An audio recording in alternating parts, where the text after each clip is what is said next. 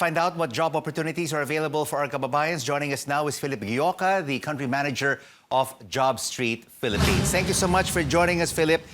In your view, will the jobless numbers continue to rise after September, or could it fall now that the economy is opening up due to lower alert levels?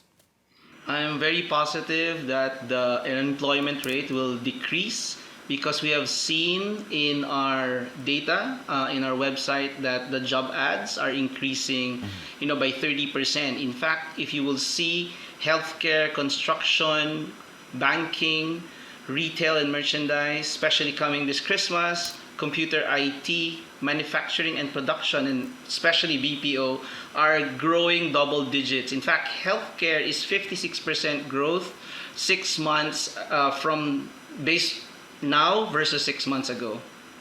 And of course, it will also be very good news, Philip, if in less than 2 weeks, the National Capital Region or Metro Manila will be reducing its alert level from 3 to 2. So this opens up more sectors.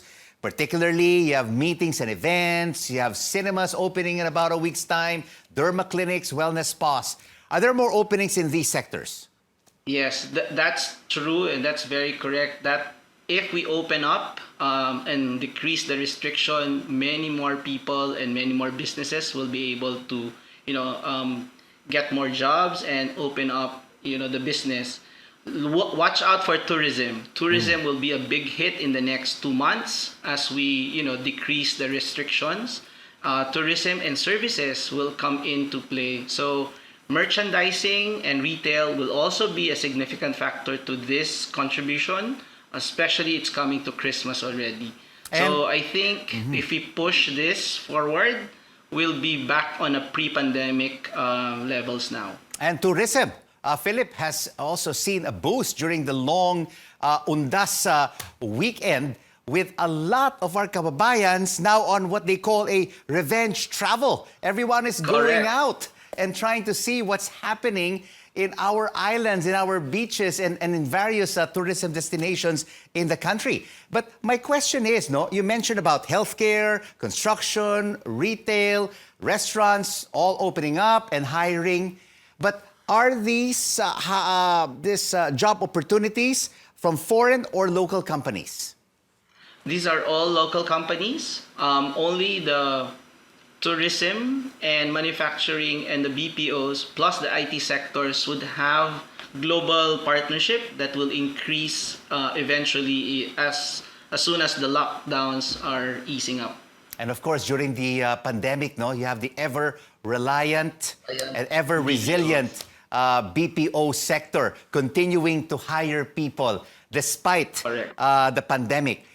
My question is now, what about salaries? I'm sure a lot of people who would like to get their jobs back are thinking about sueldos.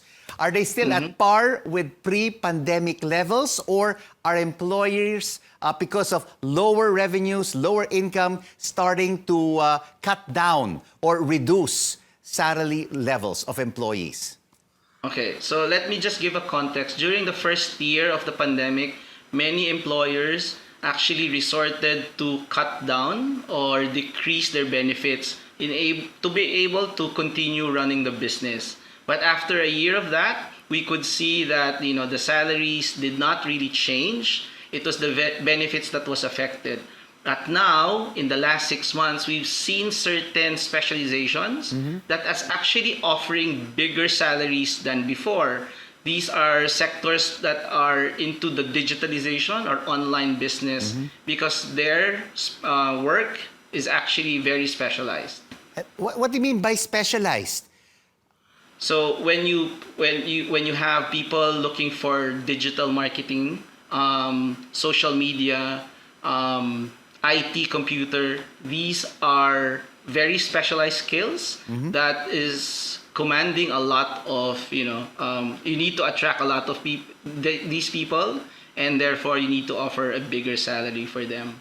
Are other countries also looking at Filipino talent, but not repatriating them to their countries, but the Filipinos doing their jobs here for multinational companies overseas? Yes, actually, this is a new trend, a very fresh trend that we have seen. It's called remote working. Because a lot of OFWs came back with specialized skills and experiences, a lot of countries has pivoted their business to actually look for very talented Filipinos. The remote work works this way. They are based in Philippines, but their principals are abroad. However, they are considered employees of already the companies based in abroad. There's a lot of these interests coming from ANZ. In fact, you will be paid and you will be hired, and you will have benefits similar to a company to an employee who is actually based in Australia. So these are the things that are happening, and it's not just a freelancing job, it's actually a permanent job. That is really good news. Salary, benefits, just like overseas, but you are just living in your own home and in your own backyard.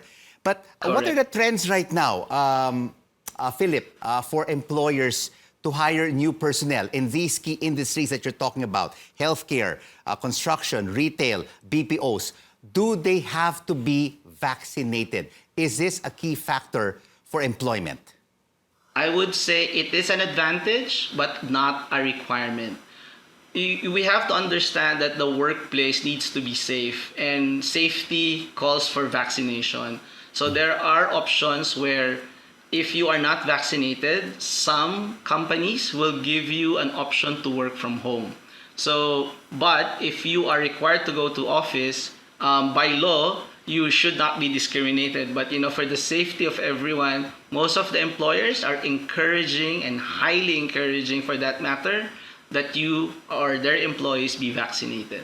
Philip, before we end our interview, I would like to take a look at the shirt you're wearing right now. It is indeed one that is very inspiring, and I hope the goal of every Filipino, and that is a job for every Filipino. That's the goal, and that's the dream. Yes. Thank you so much for joining us. That's our mission. The mission of Jobstreet Philippines, Philip Gioca, the country manager.